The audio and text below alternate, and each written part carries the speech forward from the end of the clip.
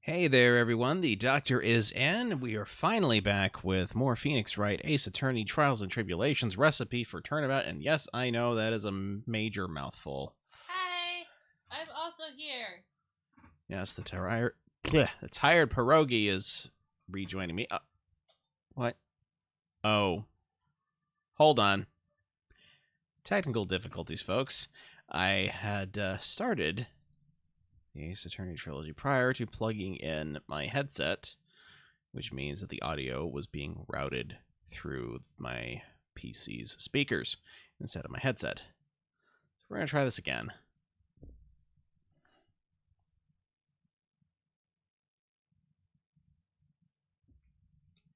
You can come up here, Lady Catherine. There we go.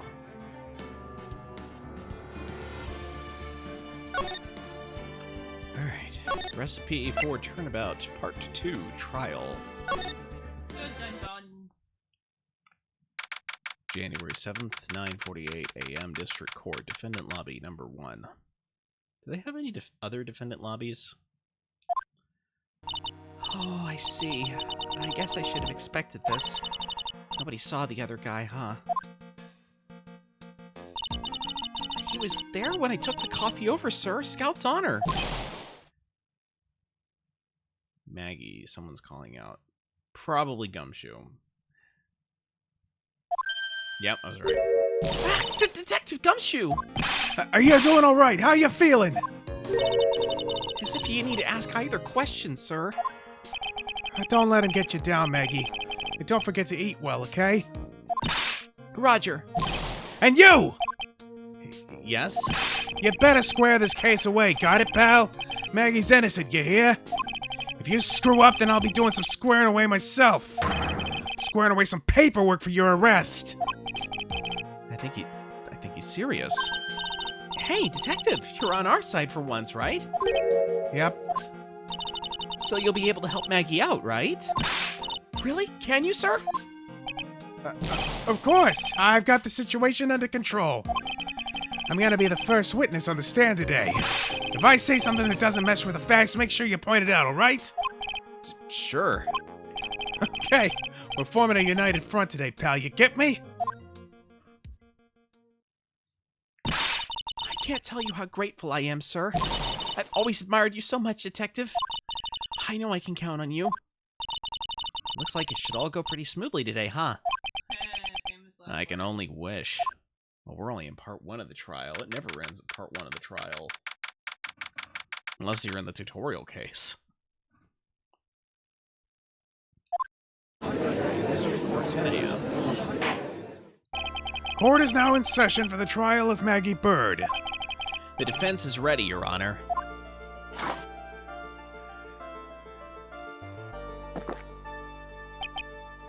Ah, bitter.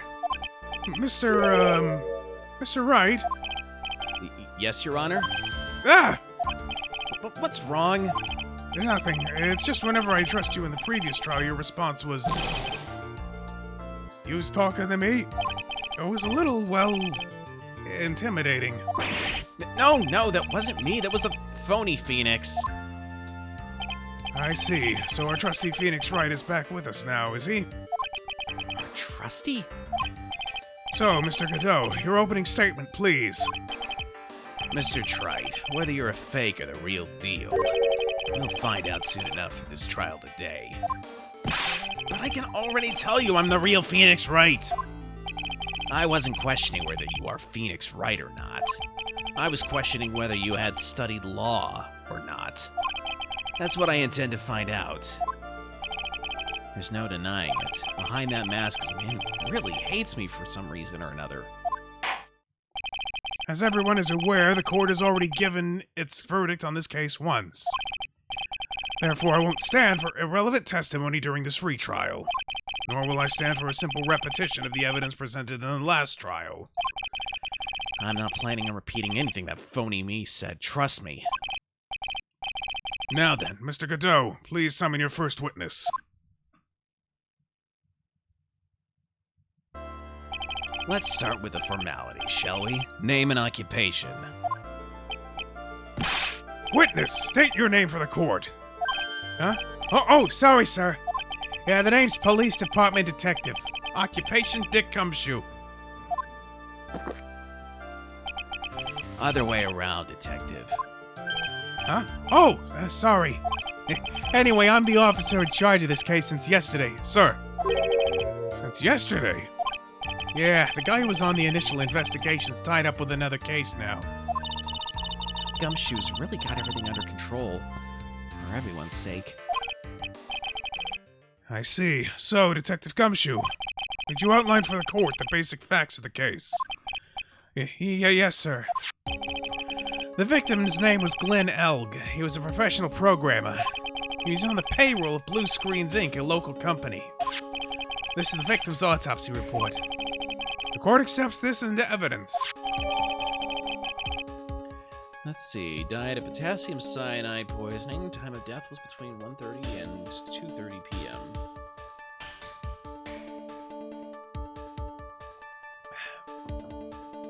Water sips. And here are the floor plans of the restaurant. When the incident took place, the victim was sitting right here. The poisoned coffee was brought over to him by the waitress. The waitress being the accused. Yeah. The victim died from poisoning almost immediately after he took a sip of the coffee. At the time of the incident, there were two other people in the restaurant. Mr. Gene Armstrong, the owner and chef, and a regular by the name of Mr. Victor Kudo.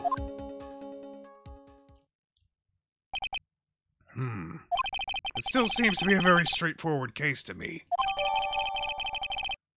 Trabian floor plans added to the court record. Come, Detective, take up this hammer and nail the defendant's coffin shut with your own two hands. Now then, Detective Gumshoe, let's have your testimony. Yes, sir.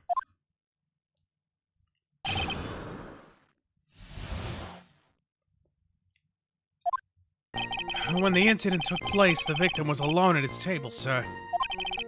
We understand that the guy, Glenn Elg, was listening to the radio at the time. Traces of poison were found in his coffee cup. And what we found was potassium cyanide. That stuff really packs a punch. And, it looks like Miss Bird might have had, well, some kind of a motive.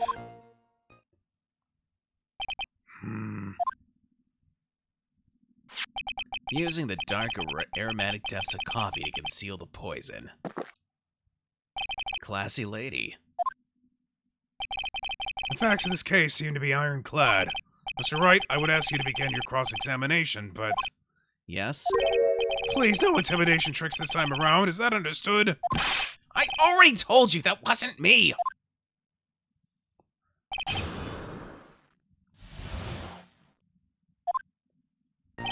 When the incident took place, the victim was alone at his table, sir. We understand that the guy, Glenn Elg, was listening to the radio at the time.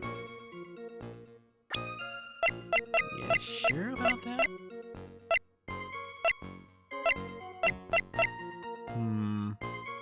I guess I better press. Hold it! He was listening to his radio, you say? Yeah, he had a portable radio in his chest pocket. Maggie told us that too, didn't she? Something about how one of them had some sort of earpiece? What should I do? Should I press on this point a little harder or not? Press harder. And what was it that the victim was listening to on the radio, Detective Gumshoe? Huh? How should I know? Thanks a lot. Now one step closer to the middle of nowhere. This isn't going very well, is it? Detective, could you perhaps tell us about the poison, how it was used? Hold on. Traces of poison were found in his coffee cup. Hold it! So traces of the poison were found in the coffee cup and nowhere else? Not sure I get you, pal. Was the poison a liquid, or was it a powder? If I had to put it in layman's terms, I'd say it was a powdery substance. So the poison could have been in anything that was on the table. Sugar, salt, pepper. Objection! Ha! Do you put salt and pepper in your coffee, Trite? The victim took his coffee black with no sugar. Seems that the poison could have only been in the coffee. What should I do? Should I press on this point a little harder or not? Press harder. Are you absolutely certain that the victim even drank any of his coffee? Huh? What do you mean? According to this file, the poison was found in the victim's coffee cup. But what proof is there that the victim ever drank any of it? Oh, hey, you're right. That's what I was thinking. Objection! In case you were wondering, that last objection was for the detective there. Huh? For me? Oh, hey, you're right. You may be fooling the court, but I'm not falling for it. If you have the time to waste, you have the time to present that piece of evidence. That piece, sir? Yes, that piece.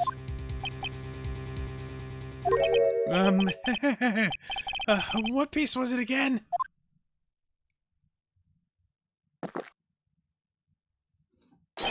This! Should I be grateful this coffee's only hot enough to give me first-degree burns? Oh, now I remember. This is the, victim's coffee cup.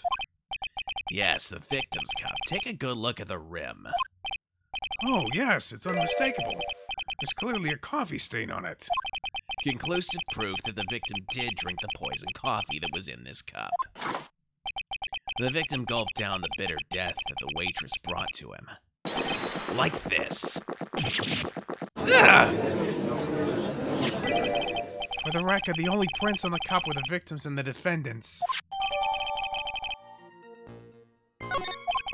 Upon further investigation in this cup, we found a certain chemical substance. And what we found was potassium cyanide. That stuff really packs a punch. Potassium cyanide. I've heard of that chemical before. Exactly how strong is this poison, Detective Gumshoe? Well, that stuff's lethal. Eat too much in your history. How much is too much? A lethal dose is 0.2 grams. That's about enough to finish anyone off. I know how many milligrams that is. Yeah, 200. Yeah. Sorry.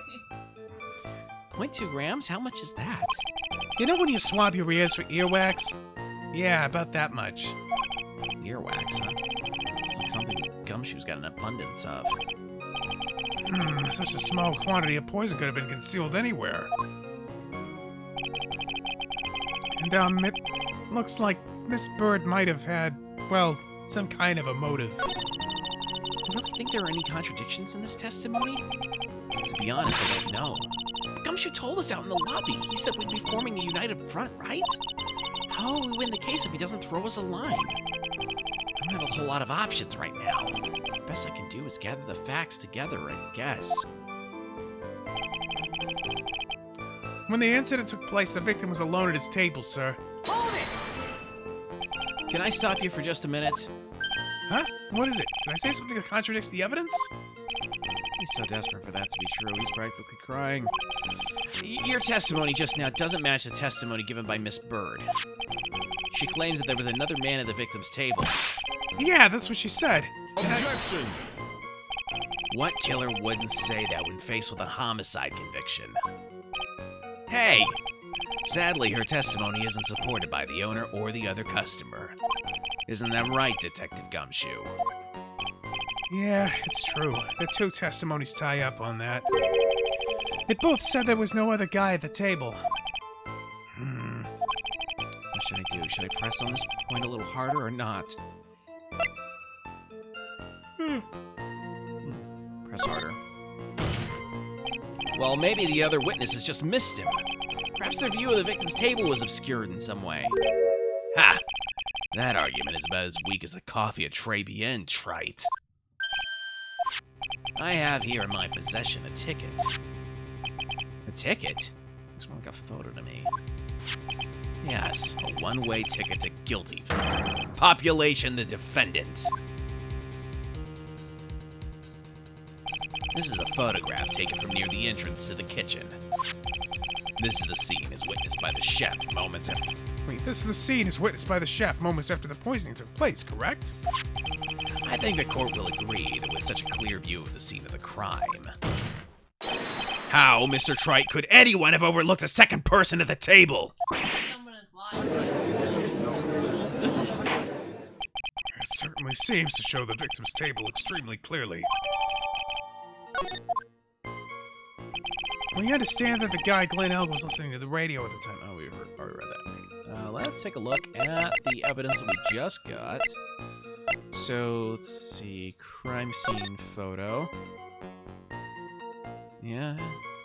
Like, it doesn't appear that anyone's in the chair, but that doesn't mean that nobody's standing up outside To the side of it. Actually, let me look at this. Coffee appears to be spilled. What if that's relevant?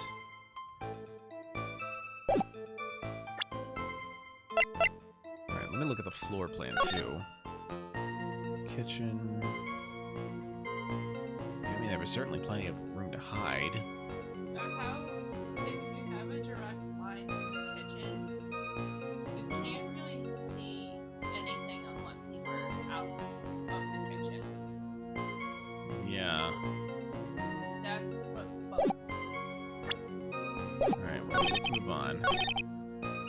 And part of what bugs me. Alright, so what about Miss Bird's motive here? Oh, back up.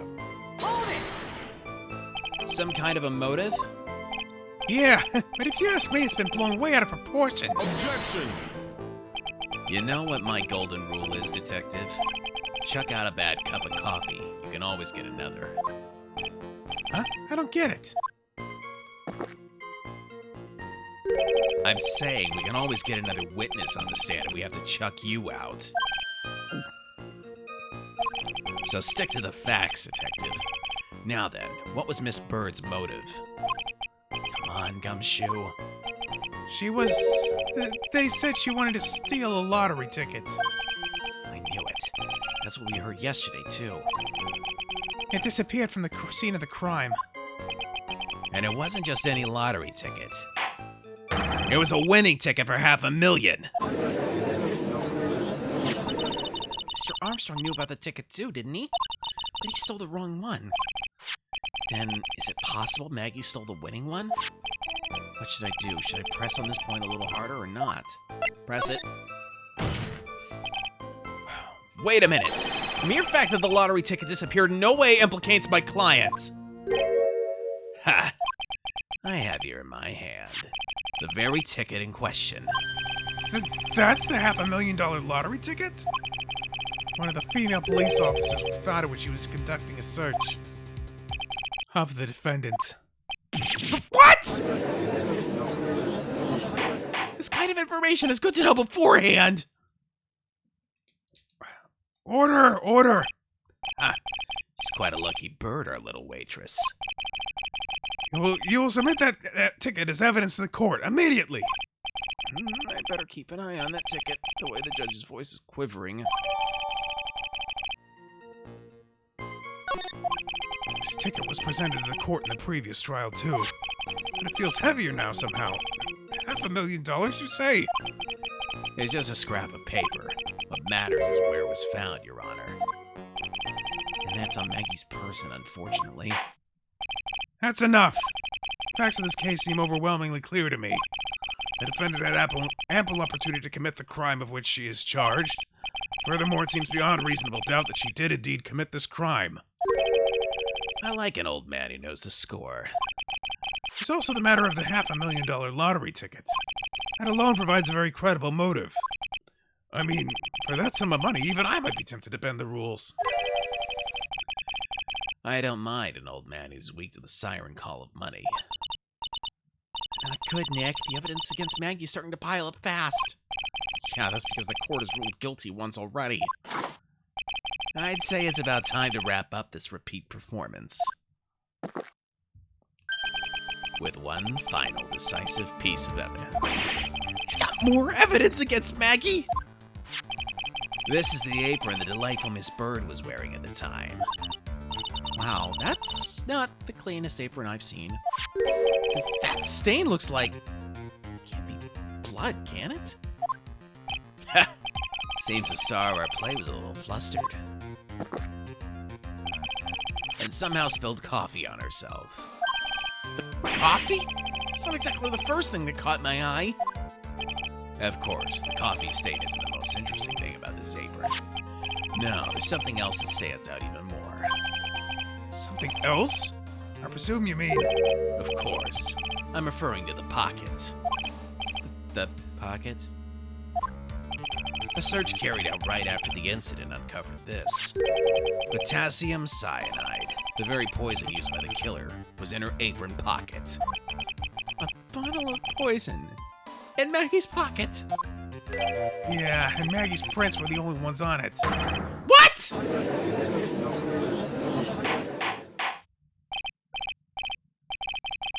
Order! Order! Order!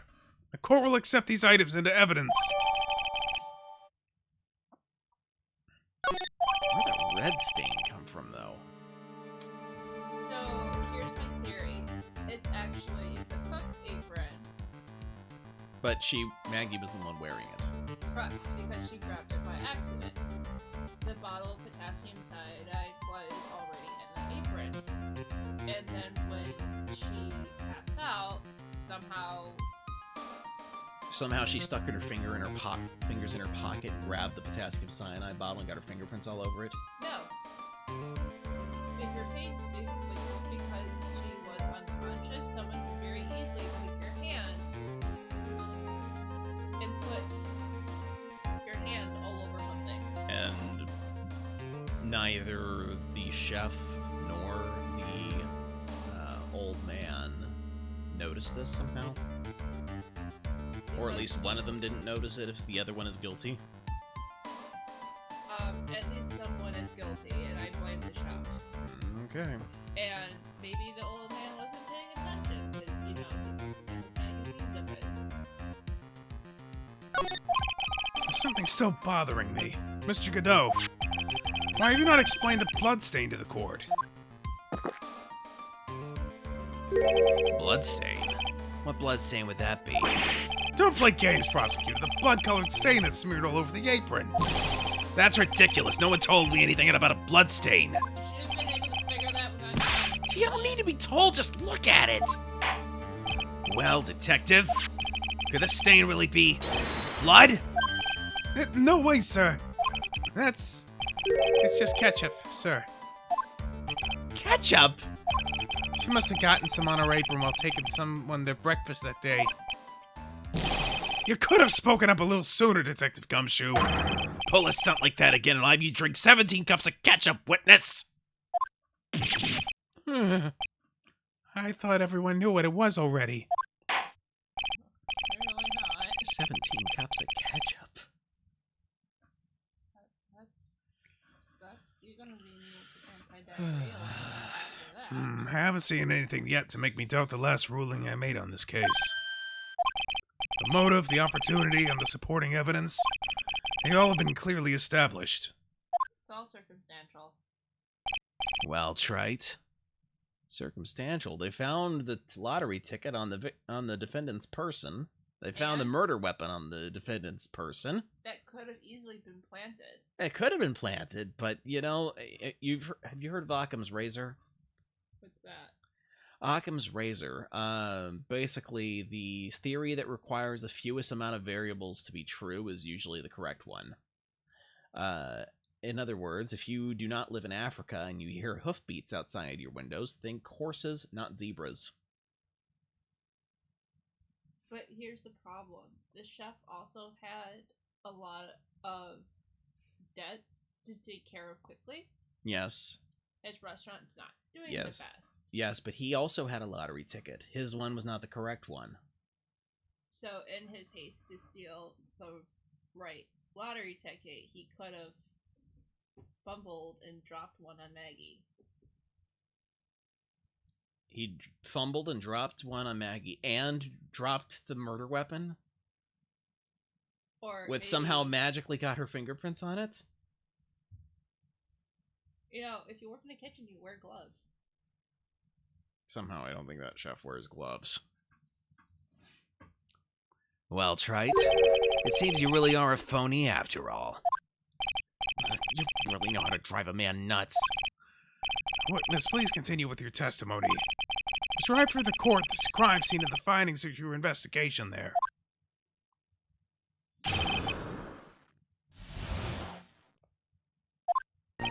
The crime was reported at 2:25 by kind of a scary old man, sir. Poor Maggie had passed out from the shock. It must have been real tough for her. The victim didn't have any identification on him, but we figured out who he was pretty quick, and then the investigation went smoothly. When Maggie was searched, we found the lottery ticket and the bottle of poison. And that was it. There was nothing else missing from the crime scene. See, it's statements like there was nothing else missing from the crime scene that make me want to go, there was something else missing from the crime scene. Yeah. You identified the victim and secured your prime suspect. Very good. Last chance to convince the court you're a real lawyer, Trite.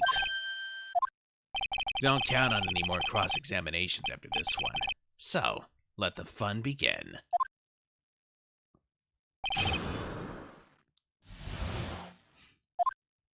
The crime was reported at 2:25 p.m. by kind of a scary old man, sir.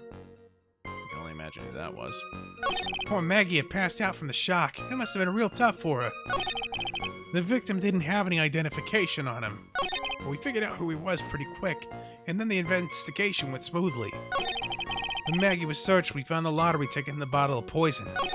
And that was it. There was nothing else missing from the crime scene. Nothing else, huh? Let's see.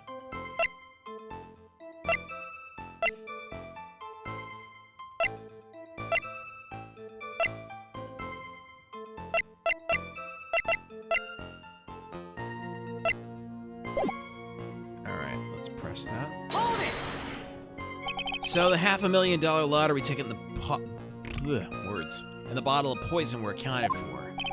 Yeah. Interesting. It's true that those two items are accounted for. But wasn't there another lottery ticket that was stolen that day? Oh, yeah. The one that the restaurant owner took. He bought a whole dollar with it. What a lucky guy, huh? And they're just going to let him get away with it?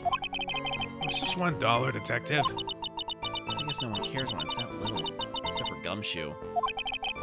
If I don't find a hole in this testimony, the judge is going to hand down his verdict. Gumshoe isn't giving us anything to work with, and we can't find any contradictions if he doesn't give us something. Yeah, that's true. Maggie and Gumshoe are like Dumb and Dumber. Our only hope is that they were so dumb they missed something obvious. Come on, Gumshoe, be the dumbest you've ever been. Okay. We'll start pressing everything then. Hold it! 225 by Scary Old Man. Scary Old Man, Detective Gumshoe? There's an old man who's a regular at the restaurant where the incident happened. Ah, we're obviously talking about the same old man. Officers were dispatched right after the report came in, but the old guy still made a fuss. What took you so long? Then he hurled abuse at them. And seeds. Seeds. It was nothing. I caught each one with my teeth. I guess not even the mighty Godot can avoid being attacked by that guy. The old man was the only other customer in the place at the time. He took his time finding a payphone, apparently, so he was late reporting the crime. Poor Maggie had passed out from the shock. It must have been real tough for her. Hold it! How long was the defendant unconscious for? The officer got to the crime scene around 2:40. Maggie was still out cold in the kitchen at that time. It took another 10 minutes or so before she came to. I would have liked to have been on the scene myself. I bet you would have liked to have carried out the search, too. I would have loved to see Maggie asleep like that, all pretty and peaceful. You're a professional detective, Gumshoe, not a professional birdwatcher. Save the romantics for your own time, detective. All we need to know about is the investigation. Oops. I guess I'm pretty red right now, aren't I? The victim didn't have any identification on him. He didn't have any? Are you saying that it was stolen then? No, I don't think so. The victim didn't have a driver's license or even a credit card on him, pal. All he had was 58 cents in his wallet. 58 cents? Yeah, I can't believe I found someone with less in their wallet than me, pal. The victim sounds like he was a thoroughly miserable young man. Or some kind of outlaw. Why not give him a bit of an edge? I think I'm onto something here. But we figured out who he was pretty quick, and then the investigation went smoothly. Wait a sec. Huh? Did I say something dumb again? Let me paraphrase what you just testified to this court. The victim didn't have any form of ID on him. That's basically what you said, yes? Yeah, basically. In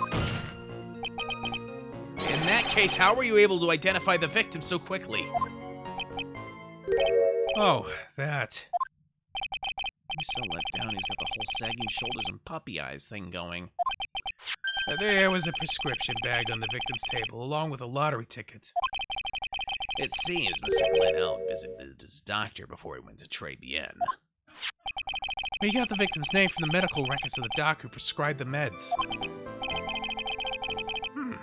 That's a reliable enough source for the court. What should I do? Should I leave this alone or ask to hear more? Let's ask about the prescription bag. So what sort of medicine was in the bag? Well, actually the bag we found was empty. Huh?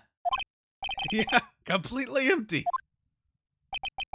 was completely empty. Ha! You're entering an empty paper bag as evidence? Desperate, are you, Trite? Now, what happened with the investigation after that, detective? When Maggie was searched, we found the lottery ticket and the bottle of poison. And that was it. There was nothing else missing from the crime scene. You sure about that?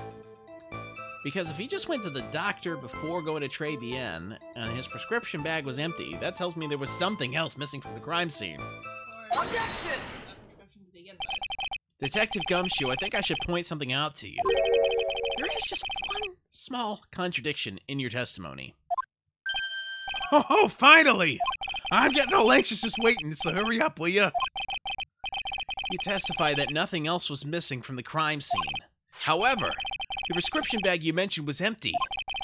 Did the officers recover the medicine from the scene of the crime later? No, they didn't. The victim was given a prescription right before going to Tribulations. Where, then, did the medicine disappear to? You are too cool, pal! Indeed. Due consideration wasn't given to the victim's prescription in the previous trial. Witness, why do you always overlook such vital pieces of evidence? I guess that's the most careless thing I've done so far, huh? The victim was killed by poison, and the victim's medicine mysteriously disappeared. The victim's own prescription could have been the lethal poison itself. Oh, order! Order! Well, Mr. Godot, what do you have to say to that? Ah, that's all. What? Read for the court the name of the clinic on the prescription bag, if you will. What's the clinic's name got to do with anything? New Ear Otolaryngological Clinic? Otolaryngological? Just what kind of illness was this victim suffering from, Mr. Godot? Hardly an illness, Your Honor. More like a bitter war wound, you could say. A war wound? The day before the incident, Mr. Elg found himself in a fight. He took a blow to the side of the head and ruptured his eardrum. He ruptured his eardrum? What on earth was the prescription he was given? It was a cream that was to be applied topically inside his ear canal, not to be ingested. What? It's mentioned in the autopsy report if you read the fine print. They found traces of the medication in the victim's left ear. Yes, here it is. Very, very fine print. It seems Mr. L correctly applied some of his medication while he's at Tribulations. Therefore, it would be absurd to believe that he would have eaten his medication. But still, where did it go? That is an excellent question. It seems that this medication is irrelevant to the case after all. No. Nick, if you don't think of something quick, it'll be all over. She's right. But I can't get away with any old weak objection. What should I do? Push the medication issue. Only moments ago, Mr. Godot made the following statement. It seems Mr. L correctly applied some of his medication while he was at Tribulations. If that's the case, then why was the medication not found at the scene of the crime? But the medication in question was for topical use inside the ear canal. That doesn't change the fact that it could not be found at the crime scene. However insignificant it may seem, it's a lawyer's duty to pursue the truth. Objection! You know as well as I do that the medication is irrelevant. It hardly seems likely that a prescription drug would contain potassium cyanide. Objection! It hardly seems likely that the coffee the waitress served would contain it either. But it did! The possibility is undeniable. That's enough. Mr. Godot, is the detective the only witness the prosecution wishes to call? Mr. Godot? I've got my own witness I'd like to call, sir. It's the old man who was there in the restaurant on the day of the murder. Victor Kudo, the pigeon hater? Very well. The matter of the disappearing medication seems little more than trivial at best. However, it wasn't explored at all in the previous trial, and that is something that bothers me. Ugh. Hey, good job, Nick. The court will adjourn for a 10-minute recess, after which we'll hear the prosecution's next witness. Ha! I suppose this means I'll just have to finish you off in my last 6 cups. Court is adjourned for recess. Alright, and we shall be taking a short recess here. Enjoy some ads while we are absent. There we are.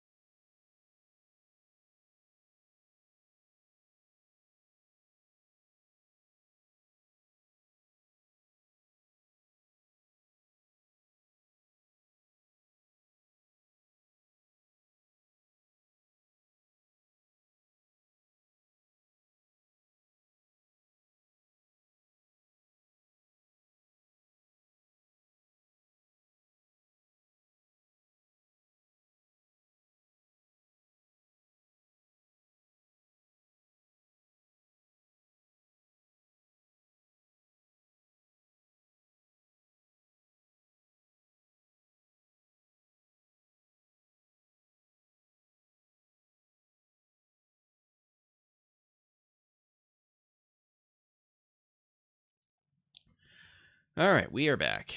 Let us continue this. Phew! That was close. Tell me about it. I nearly died in there. That's my line, sir! No, it's my line! I think I really did die a little bit. Looks like we all nearly died in there. I can't believe Detective Gumshoe. How can he betray us like that? Huh? He said he'd help me, but he totally set me up. I don't think he meant to do that, Maggie. He was backed into a corner. I mean, the guy's got to do his job, right? It's okay. I know all about lies and betrayal. I've had them all my whole life. But it really hurt this time. It felt like someone punched me hard in the stomach. I hate that guy. I don't ever want to see him again. Poor Gumshoe. So the next witness is going to be that old guy from the park, right? Yeah, Mr. Kudo, lover of waitress outfits and projectile seeds. I bet he's going to be really stubborn. I mean, he's pretty set in his ways, you know? Yeah, he's a big old grouch. You going to be able to handle him, Nick? Yeah, I can take whatever he throws at me. Even those never-ending bird seeds.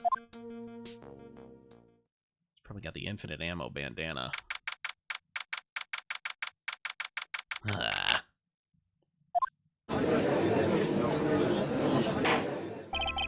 Court will now reconvene for the trial of Maggie Bird. Mr. Godot, your next witness, please. The prosecution calls the lucky old-timer who caught the show over a cup of coffee. Will the witness please take the stand?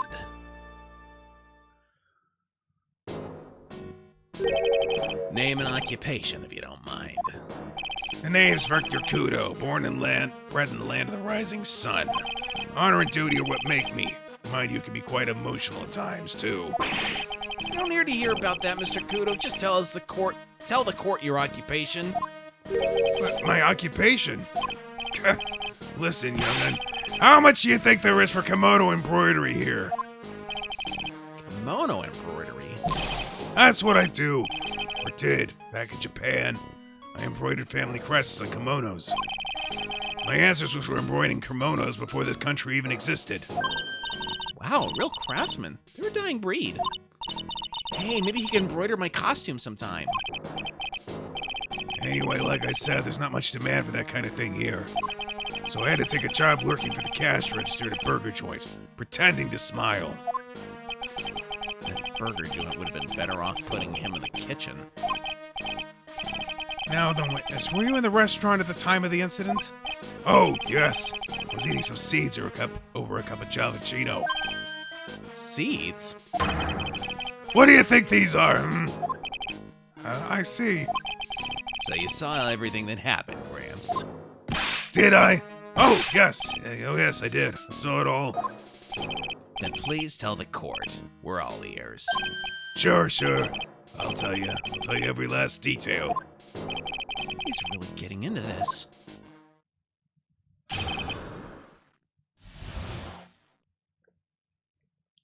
Water sips. The young man was reading the sports paper. The serving girl brought him a Javachino. She put something in it. The man took one sip of it, looked like he was in terrible pain, and then collapsed. That's the serving girl right there in the defendant's chair. I remember her well. Mr. Kudo, she's not a serving girl. Please refer to her as a waitress. You're as bad as the rest of them. All these newfangled words. What's wrong with old-fashioned ones, Newfangled? All this talk of radios and glasses. It's wireless and spectacles, I tell you. Excuse me? Listen to me, everyone. Don't forget the old values. Don't let the old good old days slip away. Well, I think it's time to begin the cross-examination, Mr. Wright. Yes, Your Honor. The young man was reading the sports paper. So you saw the victim then? You saw Mr. Glenn Elg? I wanted to know if Guts and Ron retained his championship or not. So he's looking at the sports paper the victim was reading, huh? And at the location in question... There are partitions between tables on the same side of the restaurant, right? So what if there are? If you say that you could see the victim, that means you were sitting at a table on the other side of the restaurant, correct? I go to that place to drink Javachino. I don't go to sit. I don't remember which table I was sitting at. You mean you go there to eye the waitress? The serving girl brought him a Javachino, but she put something in it. Mr. Kudo, that is a very grave accusation. Are you sure about what you saw? Victor Kudo never makes mistakes. I dot every T and cross every I. I see. My eyesight's fine. The doctor said I only need spectacles for reading and driving. His eyes are only really fine when he's scoping out a waitress. And I saw what the serving girl put into the Javachino as well. I bet I know what's coming up, but something tells me I'm not gonna like it. Press harder. Your Honor, we need more clarification on what was put into the victim's coffee. I'd like to ask if the witness add when he knows about this to his testimony. I agree. Witness, will you enlighten us, please? Sure. There's no question about it. She's very conspicuously put some white powder in there. Did she really put that into the coffee? You doubt me, boy? She took some out of a small brown bottle and sprinkled it in. Couldn't she have been adding sugar? Sugar? In a small brown bottle like that? Like that? Witness, could you please describe the bottle in more concrete terms? A bottle like this, perhaps? Oh, there it is. That's the one. That's the bottle of potassium cyanide, I presume. So, what did the accused put into the coffee? I think it's clear, don't you?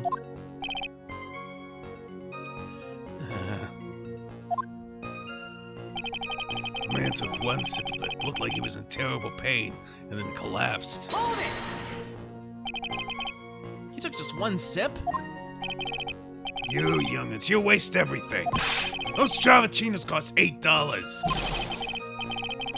In the good old days, we would have drank every last drop, eaten the cup, and then died. Congratulations, you've earned the title of battiest man to grace a courtroom. So it was an immediate death. Well, with the potassium cyanide, I suppose that is possible. Oh yes, he slumped over without so much as a twitch. I felt the Javachino I just drank turn sour in my stomach. Oh yes, I know that feeling. And the waitress, I presume she is... That's a serving girl right there in the defendant's chair. I remember her well. You said I remember her well in reference to the waitress. Did she have any particular features that you can identify her by? Particular features? It's a disgrace, that's what it is. Sorry? You can see all the way up to her... You know, she's practically naked in that uniform. So the particular feature you recognize about the waitress is her outfit? But anyone could wear just such a uniform, even me! Mr. Wright, please spare the court of any further mental anguish from that image. Don't get all excited, Nick. You gotta keep yourself together.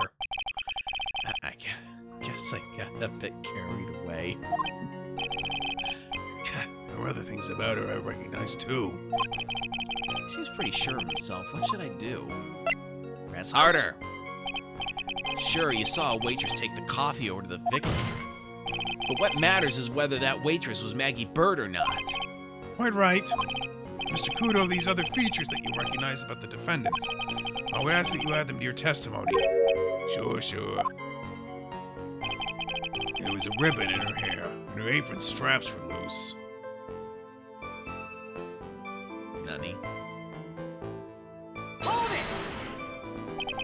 You do seem to remember several details about her appearance, but what about the most crucial detail of all?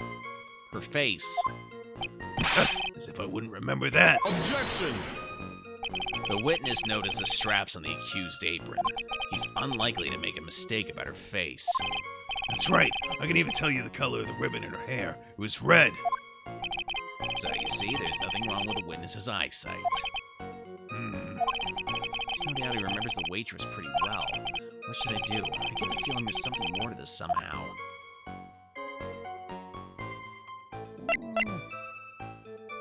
Let's ask about the waitress's back. The identifying features you described are all things you would see from the back. So what? Is it possible that you never saw the waitress from the front at all? Objection! Ha! He's got you there, Gramps. People normally talk about facial features when they're asked to describe someone. But this witness's testimony is nothing but straps and ribbons. This is harassment. I tell you I'm not obsessed with straps or ribbons. I'm just telling you what I saw.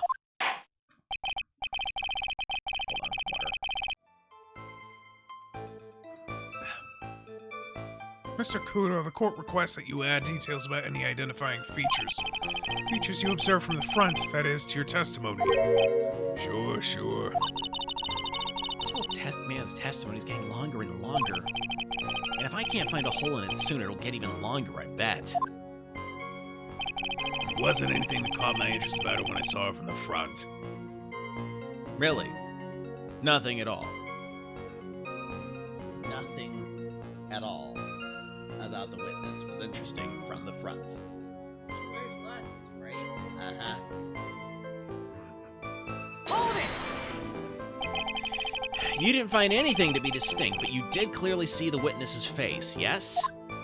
No question about it. I'd have come this far to back down now. Mr. Kudo never backs down. That's not the answer I was looking for, but okay. This has turned into a matter of pride for old CD now, I guess. If he really did see Maggie's face or not. Like I thought, we need some concrete proof of this. Proof that the old guy didn't see the waitress clearly from the front. Do you think old CD really saw Maggie do it? Well, he probably had his eye on the waitress the whole time. That's why he was there. But he was there for the cute outfits, right? Not the waitress. I guess. She makes a good point, though. Hey, did I just say something clever? I wonder if the waitress Mr. Kudo saw really was Maggie. That's what we have to figure out, Nick. Alright. Okay. I think I'm supposed to present Maggie's profile. Objection! Or not. Your Honor, what do you think about the witness's statement? I'm not sure I follow you. It clearly contradicts the, I thought... You don't sound very sure, Mr. Wright. Objection denied. I don't think that won me any points with the judge. There wasn't anything that caught his interest about her from the front.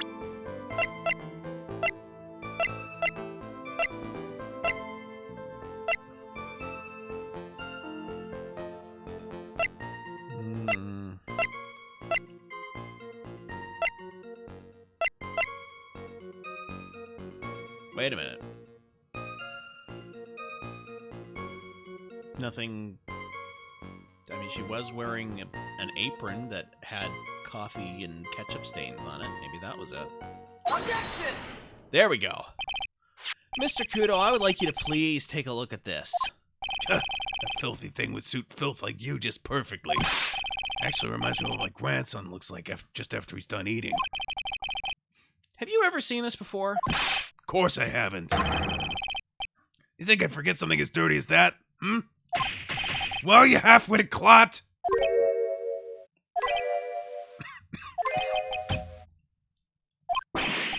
What? What is it?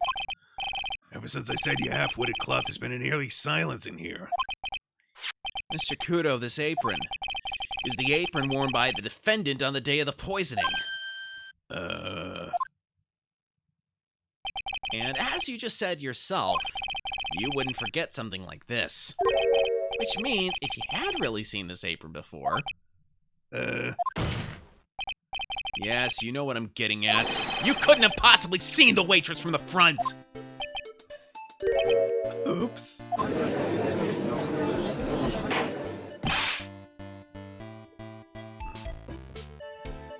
witness. You can't just oops your way out of this. Ha! Well, well. Looks like we finally have a genuine trial on our hands.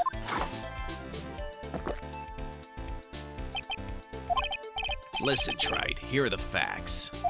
On the day of the incident, there was only one waitress in the restaurant. That being the defendant, Miss Maggie Bird. Exactly. When that one waitress put the poison in the coffee cup, this old guy was watching. I hope you understand the gravity of the situation, Mr. Kudo. Hold on, I gotta adjust my seat here.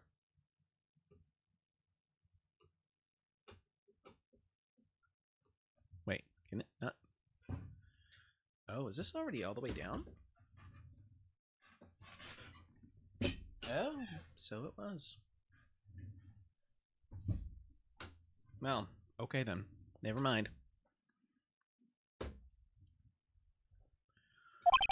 The fate of the defendant may rest on what you remember seeing. Just tell the court exactly what you saw, Gramps. You can rely on me, Captain. My noggin's in perfect working order. I can't remember a single occasion when I forgot what a burger a customer wanted. You can't remember? Probably more like you messed up so many times he's blocking it out. Very well, let's test just how good your memory and attention to detail is, Mr. Kudo. Tell us what you remember about the victim.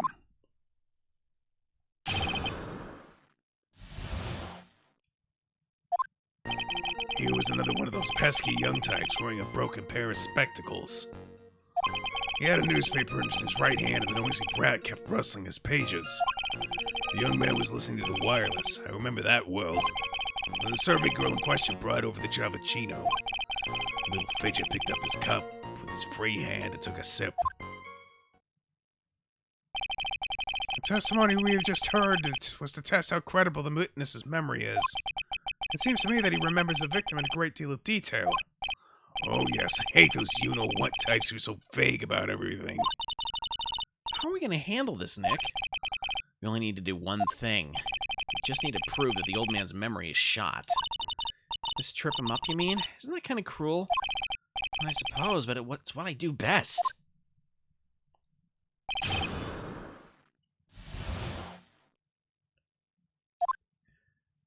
He was another one of those pesky young types wearing a broken pair of spectacles. Hold it! Spectacles? Dark glasses to you. One of the lenses was green, but the other one was broken. Newfangled rubbish. That's why I remember him so well. He did have some kind of lens over his left eye. Wonder what it says about my power level. It's over 8,000. I wouldn't have called it a pair of glasses. He seems to be wearing some rather modern-looking shades. Perhaps I should take to wearing some and rival Mr. Cadeau's sharp appearance. We better come up with something sharp and quick.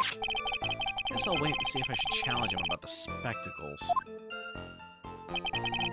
He had a newspaper in his right hand and the noisy brat kept rustling its pages.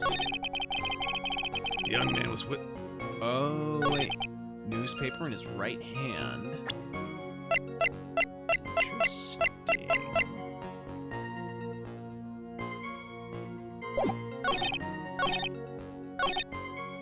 Little Fidget picked up the cup with his free hand and took a sip. There's one small problem with that. He said he had the newspaper in his right hand, but this coffee stain is on the right-handed side of the cup, which means that if it was his free hand, it should have been on the opposite side. Objection! Mr. Kudo, do you remember what you were told at the start of this testimony? That this was a way of testing the credibility of your memory? I know. There was nothing wrong with my memory, I tell you. Nothing. If I got anything wrong, I'll eat these seeds and sing the pigeon song. Care to tell us where this is going, Trite?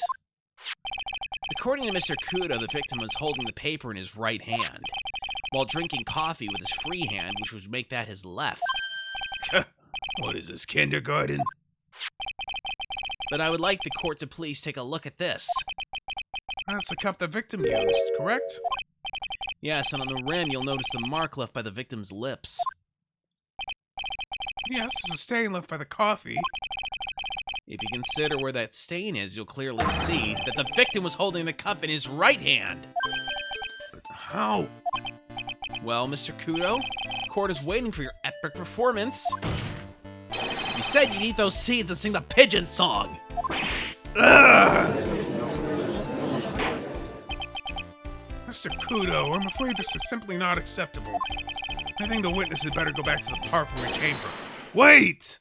Do you think I'm gonna stand here and listen to you tell me I'm mad? You're wrong. I don't care about that dirty coffee cup. I know what I saw. You still insist on your testimony? That young brat was holding the cup in his left hand. Oh, yes, no question. I'm a good, law-abiding citizen, I am. It's that dead young hotbot and you spiky-haired yahoo who are at fault. Oh, me?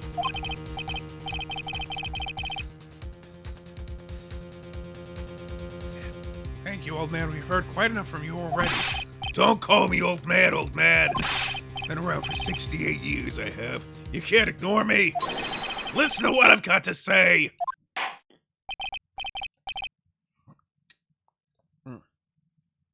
Excuse me. I'm sorry, Mr. Kudo, but Sure, why not hear a little more? Mr. Godot. But this is my 16th cup of coffee, so this is your final stand. Thank you, Captain. You can rely on Victor.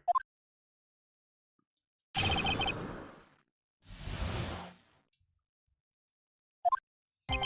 boy was wearing the earpiece on the same side as the green lens of his specs. He kept fiddling with it all the time. He was fiddling with it just before he picked up the cup, too. And then he used the same hand to pick up the cup, his left hand. You just said it was his right hand. No, he said he was using the cup with his left hand. He was fiddling with the specs with his left hand. He held the newspaper in his right hand. Oh. Problem is that the cup's coffee stain was on the right-hand side of the mug. We know that the victim was wearing an unusual monocle over his left eye. It wasn't a monocle, Your Honor. It was a small computer monitor often used by programmers. A monitor? You mean like a television screen? The inside of the lens is a screen that displays computer data. It's called an HMD. It's a common tool in the victim's line of work. HD, TV, DVD, CD. All these newfangled letters drive me mad, but they don't matter. I know what I saw, and I'm telling the truth. Ah. It's true, he doesn't seem to be lying. And those are the facts, in good old black and white.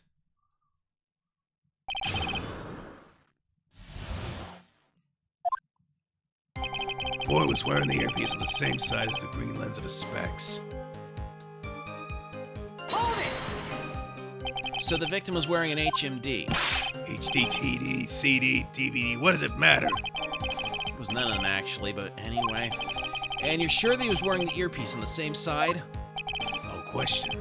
I'd only see that side of his head from where I was sitting. Yeah, that's pretty obvious if you look at the floor plans. From the opposite table, you'd only have a view of the side of the victim's head. Kept fiddling with it all the time. He was fiddling with it just before we picked up the cup, too.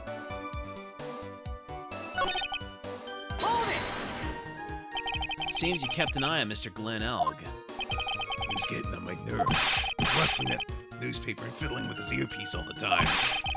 And then when it made all that fuss dying from one sip of Javachino. I wanted to say to him, calm down, you young brat.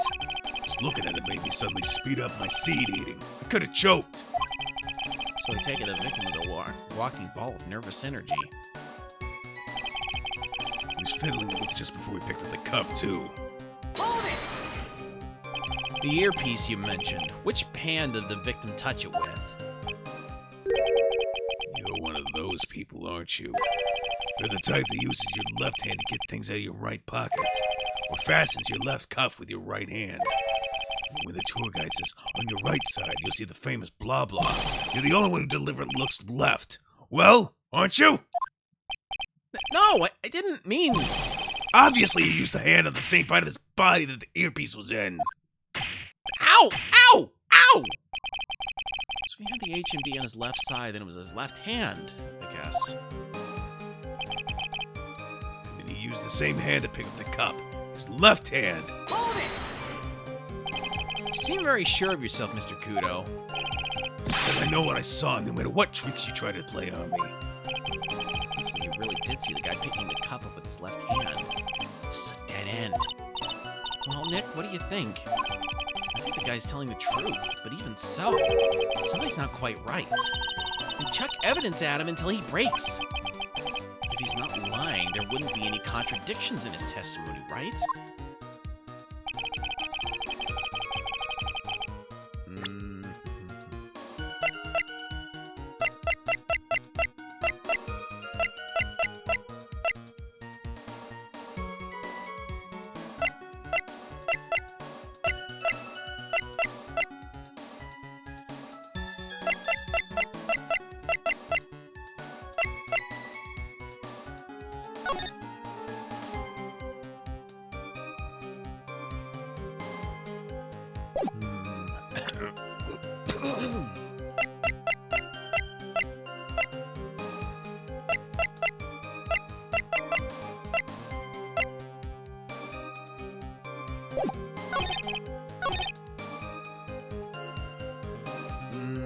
Maybe he wasn't wearing an earpiece at all. Maybe he couldn't because.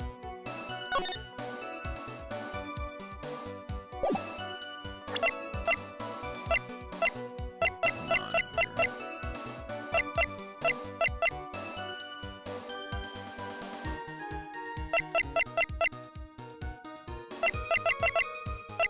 I'm gonna try presenting the prescription bag because I think his left ear was ruptured. Objection! Aha! I was right. I'm not sure what the relevance of this is, but Mr. Kudo, there is something very strange about your observations of the victim. What? You say that he was wearing the earpiece on the same side as the HMD. No question, you can lock me up if I'm wrong. It was his left ear, without a doubt. I can only see that side of his head from where I was sitting. I don't think so. What did you say?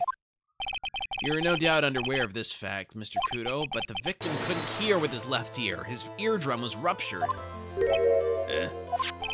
Traces of medication for his condition were found in his ear canal. That's right, it's impossible that the victim was wearing his earpiece in his left ear, because he couldn't even hear in that ear. Is that true, Captain?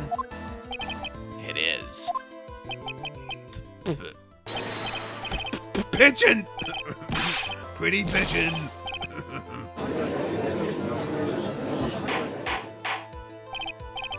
Order! Order! Order! This witness's testimony is completely unreliable. He only saw the waitress from behind, and he claims the victim was wearing an earpiece when we know his eardrum was ruptured. Well, Mr. Godot?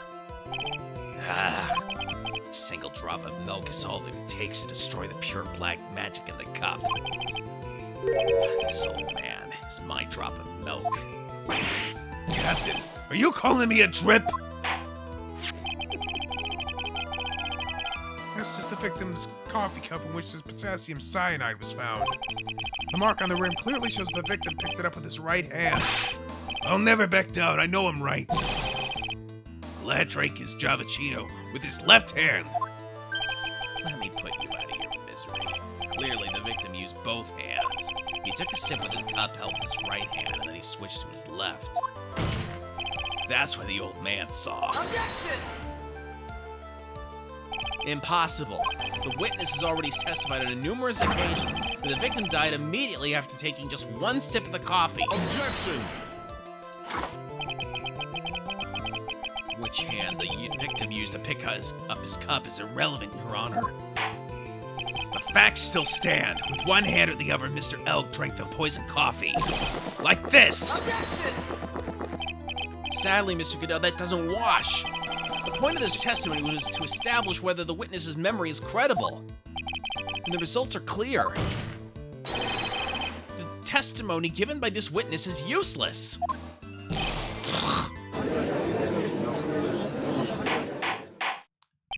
I believe it's time to conclude today's proceedings. I'm satisfied that the witness is not deceiving the court, but to be frank, his testimony is a farce.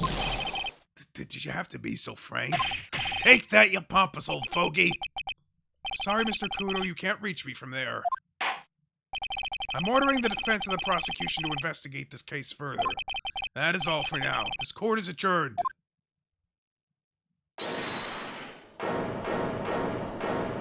Wait! If we stop now, where does that leave me?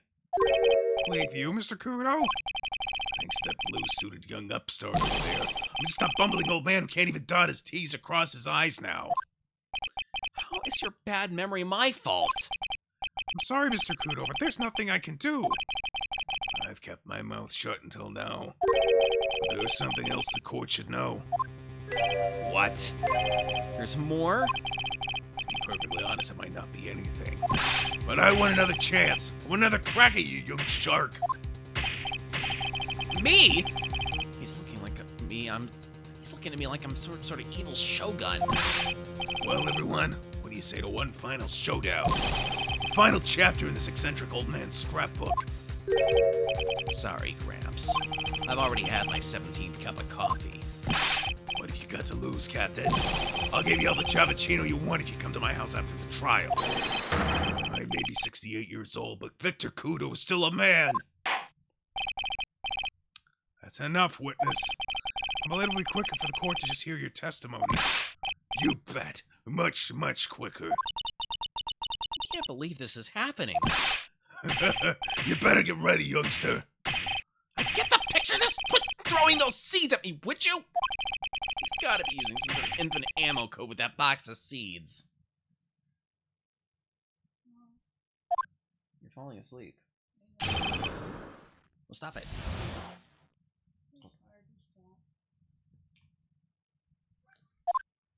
First of all, I want to stress that this might be nothing. I'm not too sure of myself. The young boy slumped over the table as soon as he took one sip of the Chavachino. Well, the clumsy idiot upset the vase. He knocked it right over it. Broke, and the strip of cloth covering the table got completely soaked. Well, how about that? Turn things upside down,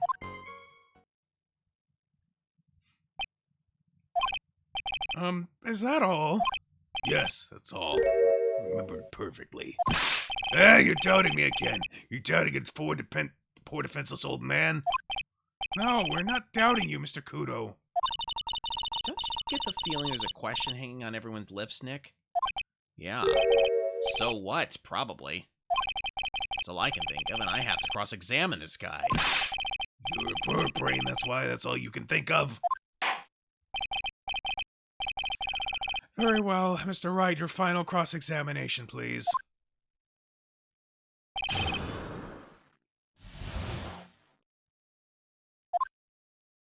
First of all, I want to stress that this might be... Hello there. Hello there, Reeve. Welcome in. I think we are on the final cross-examination of the night. How are you? I want to stress that this might be nothing. I'm not too sure of myself. Hold it! The court generally prefers if witnesses are sure of themselves, Mr. Kudo. Noisy brat! I'm warning you, I'm more savage than a macho man right now. You won't beat me with this testimony. This is the final battle. Ow! Ow! He's chucking those seeds harder than ever. I better be careful. Come on, Nick, nail him. I wouldn't give to do so. The young boy slumped over the table as soon as he took one sip of his Chavachino. Just got home from work, and me, I'm doing okay. This guy's... I did not think this guy's voice through when I picked it out several weeks ago, and I am paying the price for it. The high quality of Kudo's sprite. He does have big nose. I thought it was just foam clown nose. Nope, that's his real nose. Probably stung by a bee. And welcome in, Spider ZX9. Good to see you. How are you?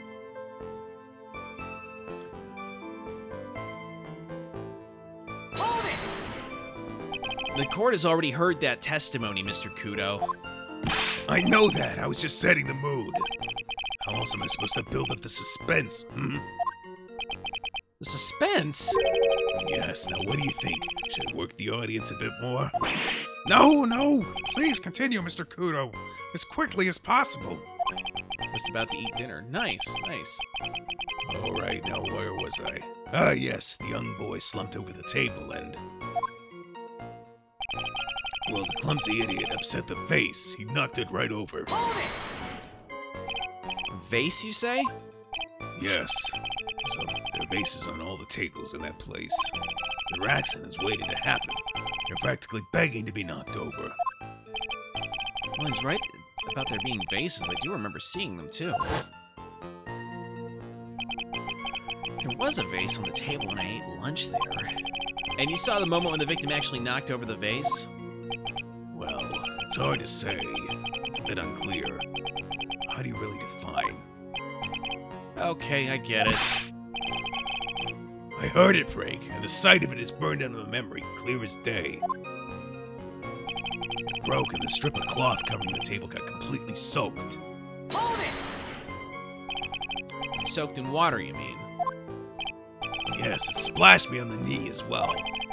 You said you were sitting at a table across the room from the victim, correct? And yet the water still managed to splash onto you? It was cold! I clearly remember it splashing me. Did the water really make it all the way across the other side of the room? Well, how about that? Turn things upside down, You mean the vase on the victim's table falling upside down and breaking? The vase turned upside down, and my testimony's turning this case upside down. It's a joke. I just wanted everyone to hear it. What do you think, Captain? I'm impressed by your ability to waste time. Kudo hasn't raised any objections for a while now. So, you young show-off, with that scrap of information, I'm throwing down the gauntlet. If I lose this one, I'll take it like a man and admit defeat. He's really giving you the evil eye, Maya. It's you he's looking at, Nick, not me.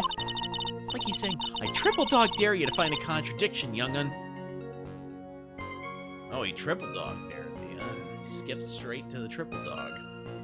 Oh, I ain't sticking my tongue to no poles in this case. I guess I'll just have to rise to the challenge then. Alright. The vase broke.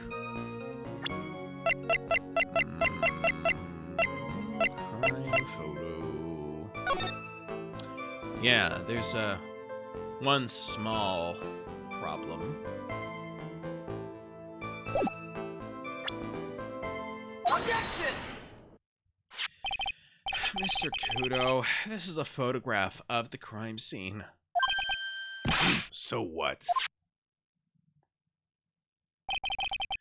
Look carefully at the table. The vase is there, intact! Huh?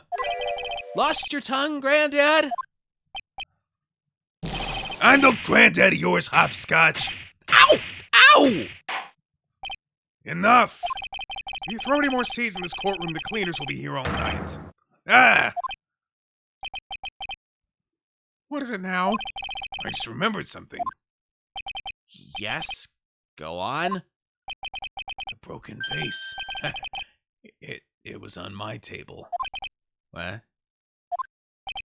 Well, you see... It startled me when that young'un had collapsed. So I stood up. That must have been when it fell over. The vase on my table, I mean. The vase on your table? Yes, it was on my table. And that's how my groin came to be completely soaked. I did not need to know that. Should have just dodged anyway. Well, problem is that he's got birdshot, so it goes everywhere. Oh dear. Thank you, Mr. Kudo. You've certainly earned your kudos for today. I think this is actually rated T. I'd like to ask a question now. Have I been any use at all? Perhaps that's something you should reflect on yourself, Mr. Kudo. Wait a minute! If that's the case, there's more. I've got more to say. Oh, yes, I remember something else. Bailiff, escort the witness out of the courtroom. Wait, listen to me!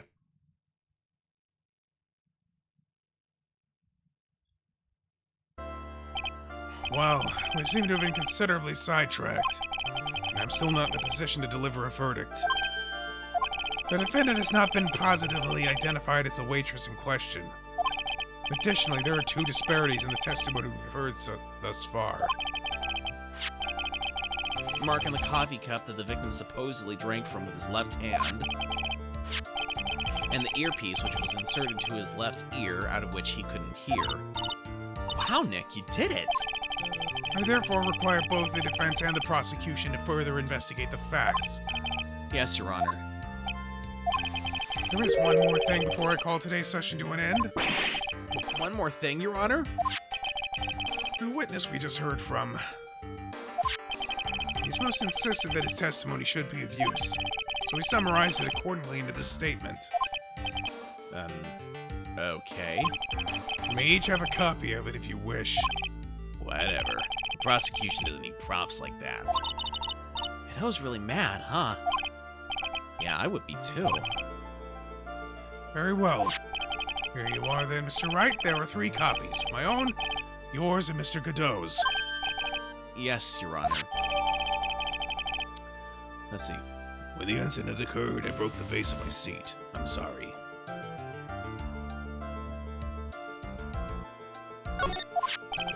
I'm sorry. This isn't even a piece of testimony. More like a 5-year-old's apology. What the heck are we supposed to do with 3 copies? That is all. This court is adjourned.